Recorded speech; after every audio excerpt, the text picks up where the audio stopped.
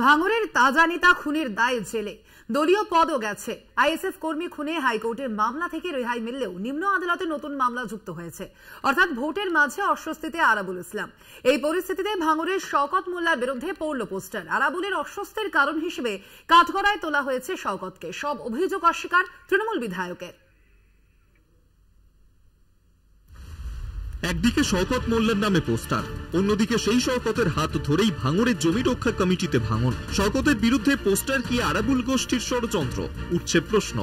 কোলেঘাটের শ্যামনগরে ক্যানিং পূর্বের তৃণমূল বিধায়ক শওকত মোল্লার বিরুদ্ধে পোস্টার পড়েছে। পোস্টারে শওকতের পাশাপাশি মুখ্যমন্ত্রীকেও আক্রমণ করা হয়েছে। লেখা, মুখ্যমন্ত্রীর দ্বারা স্বীকৃতি বোমাগুলির মাস্টার মাইন্ডের ভাঙড়ে জায়গা নেই। শওকত মোল্লার নামে পোস্টারে ক্রমশ জটিল হচ্ছে ভাঙড়ের রাজনৈতিক পরিস্থিতি। আইএসএফ কর্মী মহিউদ্দিন মোল্লা খুনের অভিযোগে 8ই ফেব্রুয়ারি গ্রেফতার হয়েছেন ভাঙড়ের তৃণমূল নেতা আরাবুল ইসলাম। আরাবুলের গ্রেফতারির পর তার আইনজীবী আদালতে বলেছিলেন, শওকত মোল্লার অঙ্গুলি হেলনেই ভাঙড়ে পুলিশ অতি সক্রিয়।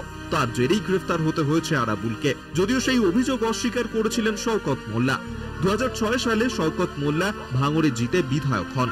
তারপর থেকে ভাঙড়ের পঞ্চায়েত সমিতির সভাপতি, কখনো সহসভাপতি হয়েছেন আরাবুল। 2018 সালে পঞ্চায়েত নির্বাচনের আগেও গ্রেফতার হন আরাবুল। যারা নেতা মন্ত্রী যারা গ্রেফতার হয়েছে, যদি দোষী সাব্যস্ত হয়, আমি প্রত্যেকের ফাঁসি চাইব। আমি প্রত্যেকের ফাঁসি চাই।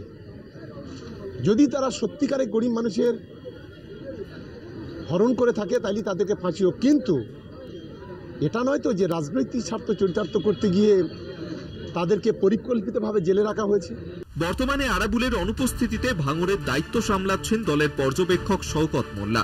গ্রেফতারির পর আরাবুলকে ছাড়াই লোকসভা নির্বাচনে লড়ার সিদ্ধান্ত নিয়েছে তৃণমূল।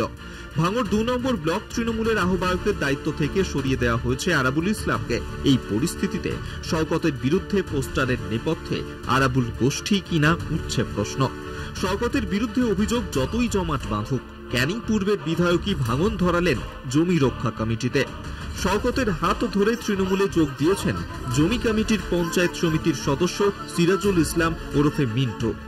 ওই এলাকার মানুষ দীর্ঘদিন ধরে ওর বিরুদ্ধে নানান অভিযোগ আনছিল। কারো একেবারে ঘোটালা করা জমি, 2 নম্বরীভাবে ভুয়ো রেজিস্ট্রি করা, ভুয়ো ভাটা কেনা, এইভাবে করে যাচ্ছিল। সেটা অতিষ্ঠ ছিল। একদিক দিয়ে গেছে, হয়তো জমি কমিটির পক্ষে আগামী দিনে আরো হয়তো শিক্ষা নেবে এবং সেটার দিক দিয়ে আরো ভালো হবে। শুধু জমি জীবিকা বাস্তুতন্ত্র পরিবেশ রক্ষা কমিটিতেই ভাঙন ধরেনি, বেশ কয়েকজন আইএসএফ কর্মীও যোগ দিয়েছে তৃণমূলে। সবার মুখেই জমি জীবিকা কমিটির বিরুদ্ধে বিষোদ্গার। ভাঙড় থেকে জাহাঙ্গীর হোসেনের রিপোর্ট, কলকাতা টিভি।